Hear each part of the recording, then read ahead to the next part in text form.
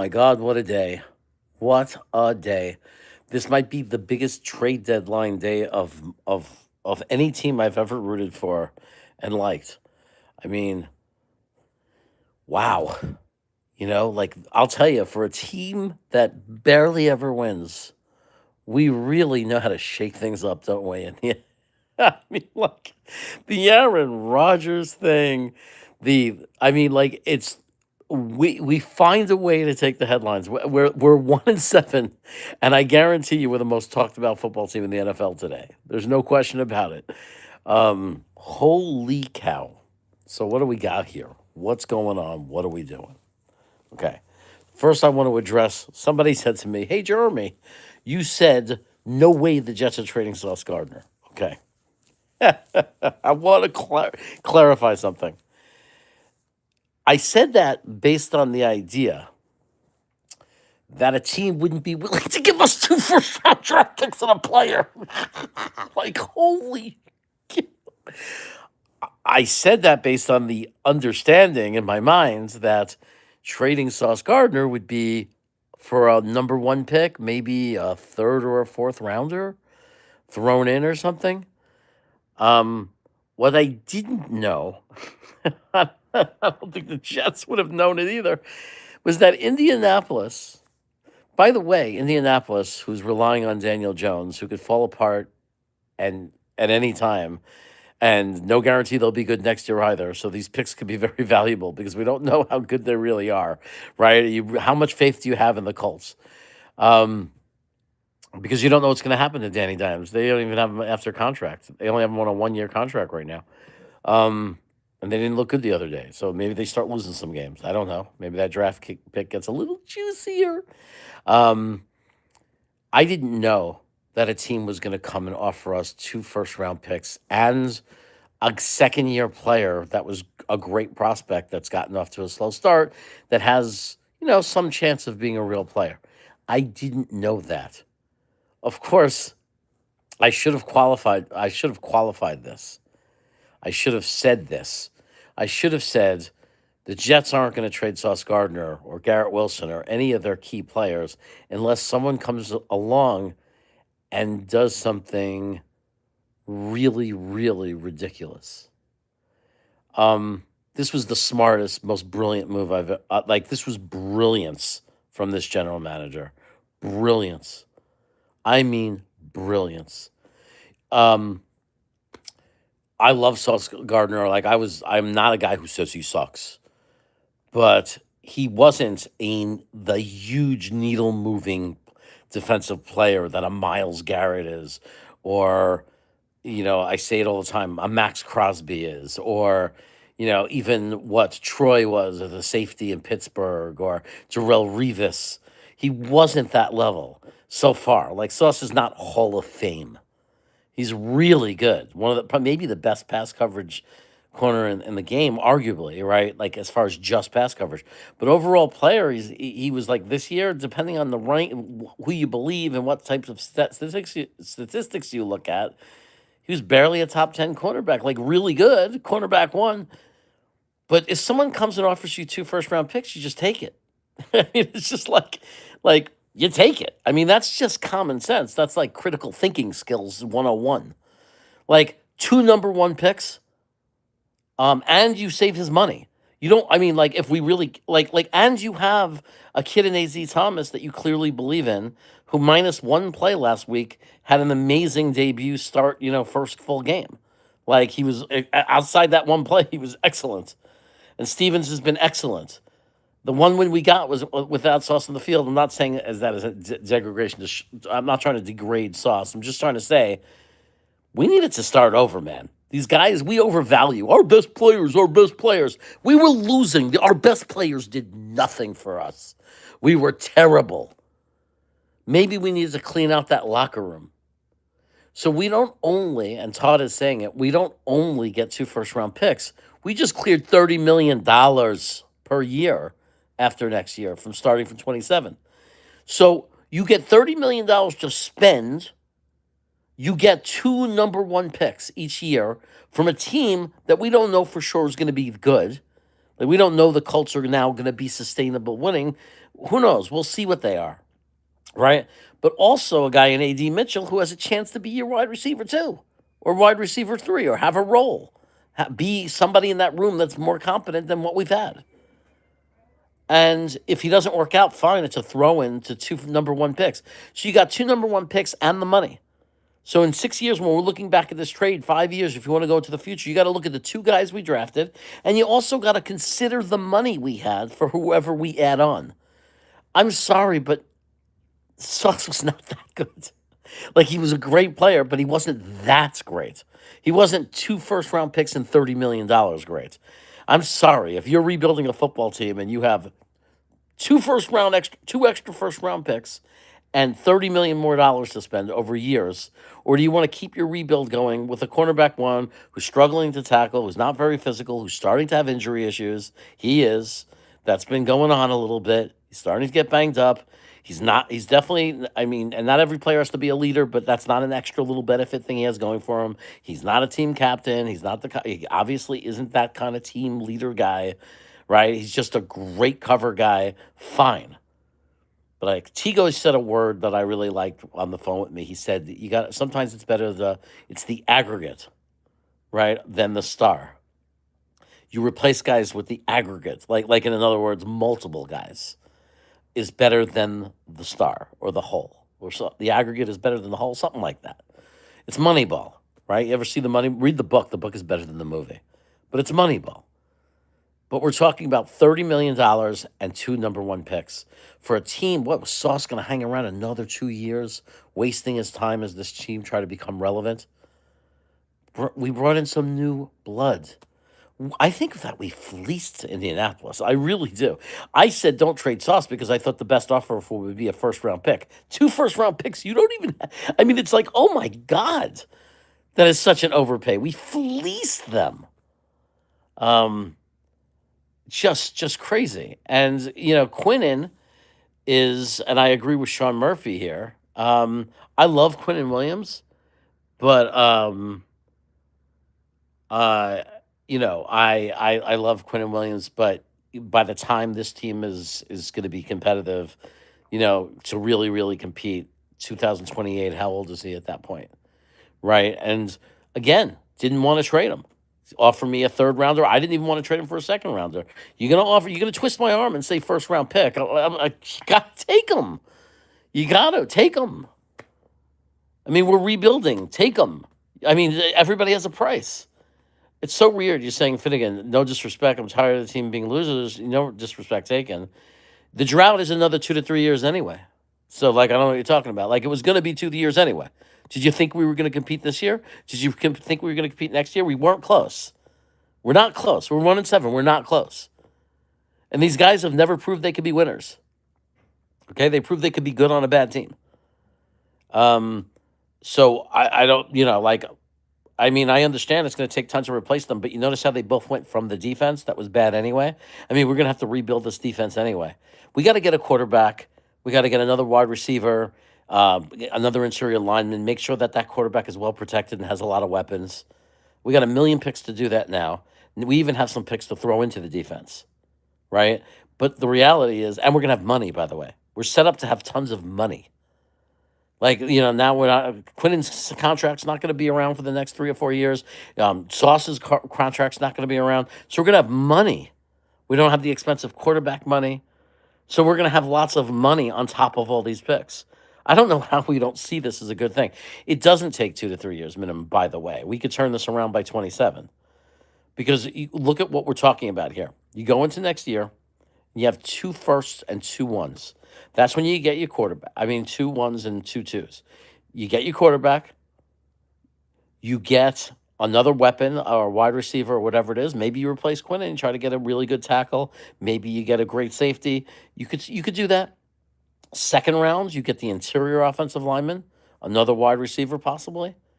No, just whatever it is, a weapon. Maybe you replace, I mean, just so many options, right? And you automatically start to rebuild. Now you're building around a new quarterback who comes in. Let's say it's Mendoza, hopefully, fingers crossed. Let's say it's Mendoza. He has a good offensive line that you've just added a little bit to.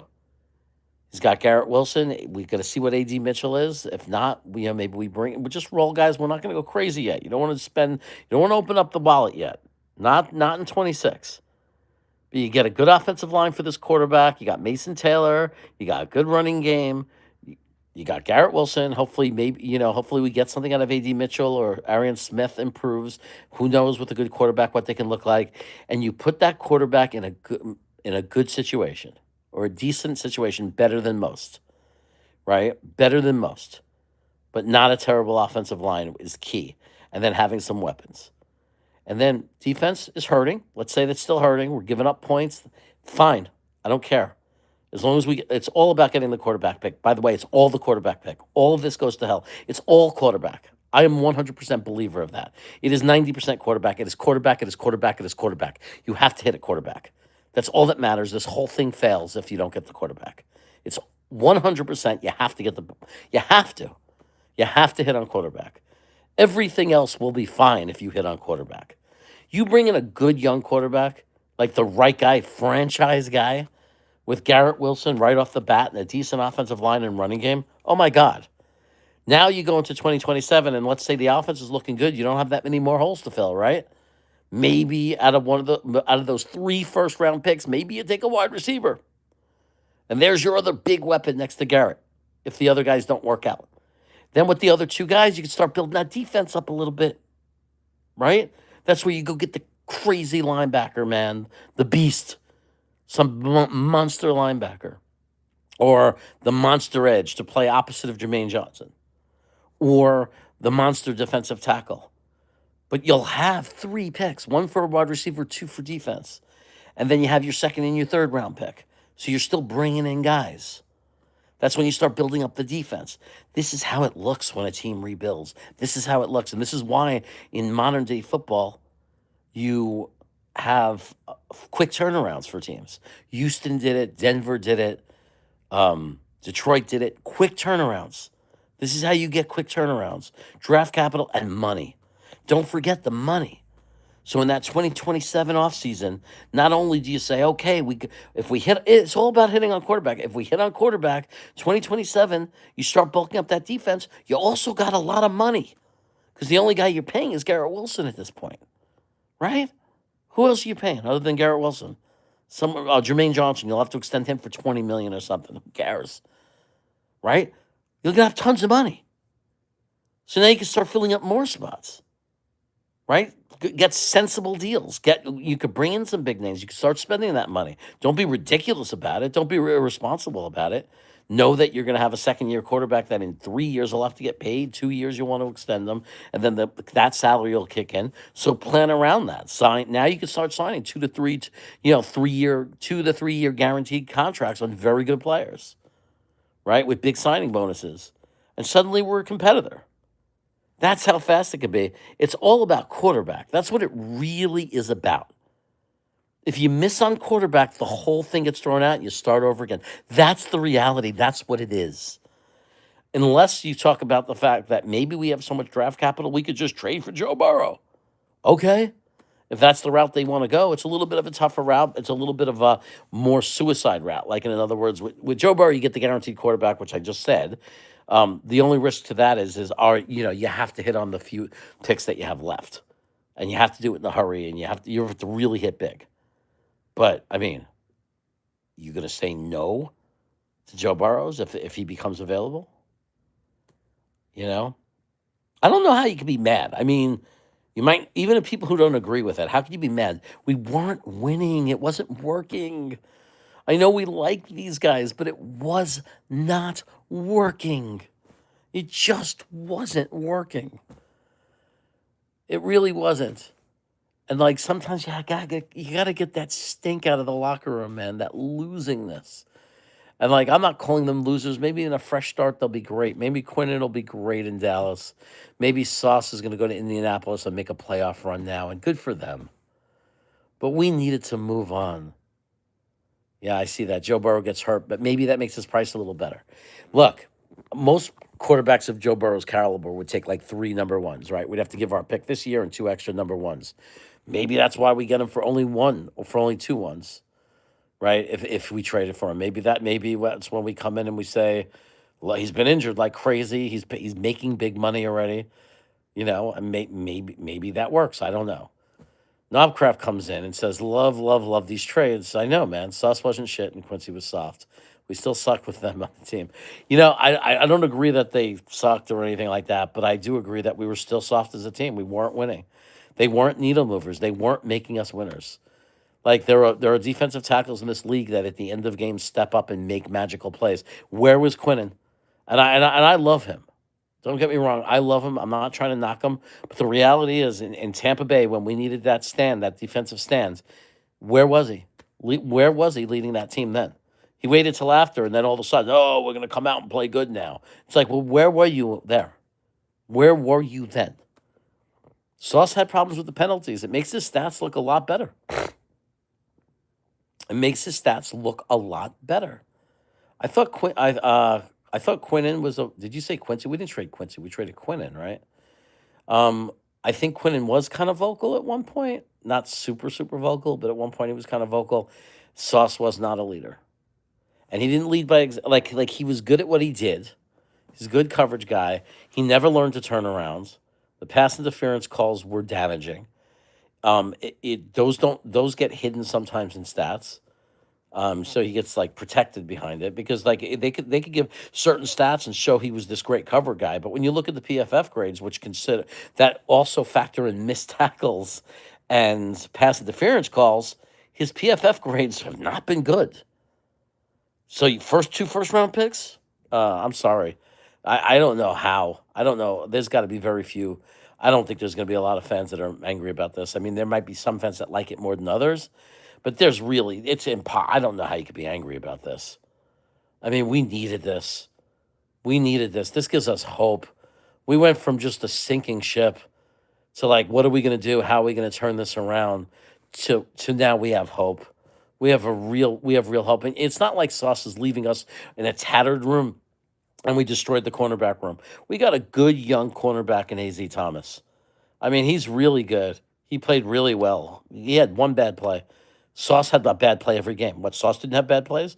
For anybody who's saying, oh, but he got burned by Hendricks. Yeah, he also played really well the rest of the game. How many times have we seen Sauce get called for a PI and it killed us? So let's not pretend that he didn't have bad plays.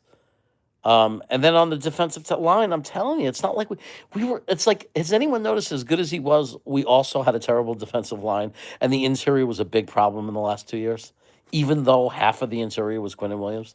Like maybe he's not the Chris Jones kind of guy you think he is. And maybe when someone offers you a first round pick for him, and he's probably on in the prime of his career on the apex, ready to head downward in his career. He's been around for a long time, guys. How long do big guys last? I mean, and he wasn't doing so great this year. It's like, yeah, he had some good stats. He made some big plays, but they were like once or twice a game, and the rest of the game, he was like, he was just okay. He wasn't like a game-changing, needle-moving guy. He just wasn't. He wasn't. That's why we're one. If he was, then why are we 1-7? He wasn't a needle mover. He didn't have giant impacts on the game, at least not recently. A couple of years ago, yeah, all his big plays always came at the right time. The last couple of years, he's had some. I'm not saying he's never had some big plays, but it's not like he's like taking over games and really moving the needle. I mean, you're talking about two defensive players. If they were so good, how come combined Quinnen Williams and Sauce Gardner couldn't move the needle for us? Like, why couldn't they make bigger impacts in games, especially in the fourth quarter? Look at all the games last year and this year we've lost close games in the fourth quarter. Where were they? I want stars who rise up, who show up. They weren't. They weren't showing up. Quinnen used to. He wasn't this year. Sauce got burned a few times lately. Yeah, definitely. He was slipping. What good is a cornerback who can't tackle or catch a ball? Well, he used to shut down the other team's wide receiver. I'm not going to sit here and say Sauce wasn't good. He just wasn't. He's just definitely 2 first-round picks is better. That's all I'm saying. It's like 2 first-round picks and a potentially decent wide receiver we don't know is a much better option than a cornerback that doesn't tackle well, that's not a leader, that doesn't get turnovers. He's not a ball hawk. He's just a good coverage guy. But and he costs 30 million. So we get $30 million per year back in our pocket, and we get 2 first-round picks. I'm sorry, there's no way anyone is to convince me that that's not a good deal. We have to pick well. Of course we have to pick well. We know that we have to pick well. But there's a chance that Indianapolis Colts might be a 9-8 team next year. They might. They might. Sometimes teams have, we've seen it a million times. Look at Washington. Washington had that great year last year, and where are they now? Like Indianapolis is not Pittsburgh, it's not Baltimore, it's not Buffalo. It's not like one of these teams that always come out and win 10 to 4, 13 games. So we don't that it could end up being a valuable pick.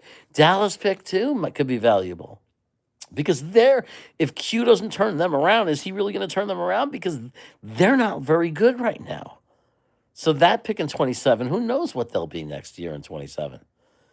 You know what I mean? Dak gets hurt every year, it seems, that Dak Prescott. He's been hurt a lot throughout his career. Next year, imagine game 3, Dak Prescott goes down, and the Dallas Cowboys only win 5 games, and we end up with like a number 12 pick on top of our own in 27 with the Indianapolis pick, which could be like, let's say it's the 18th to 20th pick. Can you imagine? Like how good this could be for us? Hey, Jeremy, everyone, hope was all well. What's up? He goes, that chaos, my New York Jets YouTube channel. Subscribe to he's telling people to subscribe. Phenomenal, A+. Thanks, man. Everything is going pretty well in my life. Sauce was overrated, J.E. says. I'm not going to attack Sauce, but even if it's irrelevant. Even if he is a top 10 cornerback, even if he is really good, like some of the Jet fans that are high on him think, it's still two number 1 picks and $30 million to spend is better than one player. It's so easy for the Jet fans to overvalue mediocrity because our baseline is so low.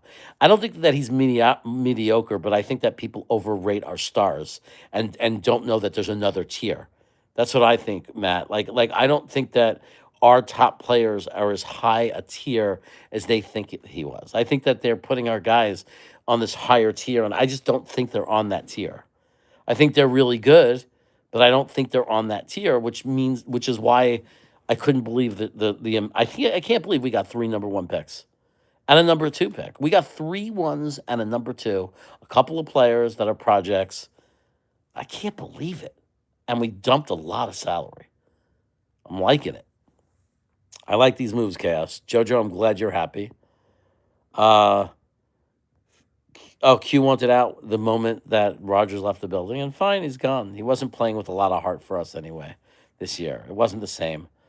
Colts might be picking in the top 5 in 27. It always happens. Yeah, you never know. Can you imagine if it became a top 10 pick? Oh, my God. Oh, my God, we have a real opportunity here. But I will say it again.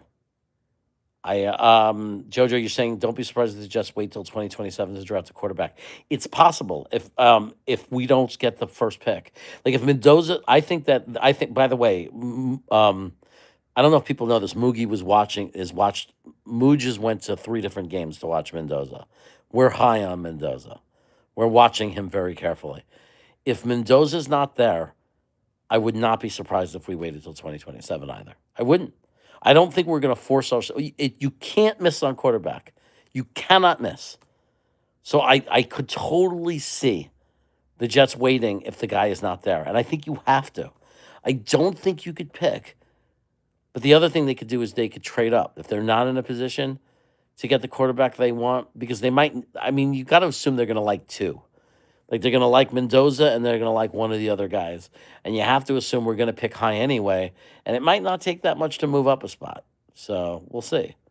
God bless you for feeling the guy not lose his mind today. I know, appreciate the rational take.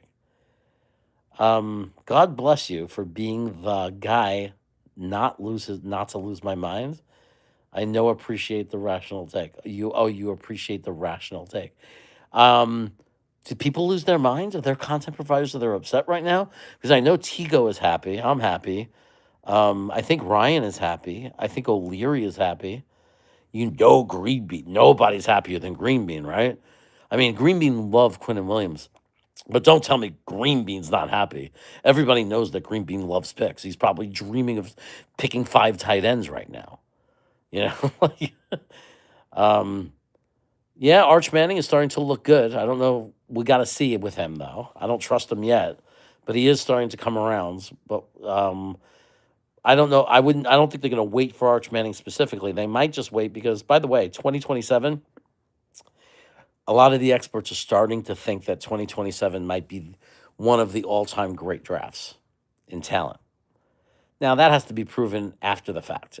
But as prospected, the number grades guys, the way they're going to grade guys, the systems that they use, that 2027 is going to be a special draft, and we have 3 first-round picks.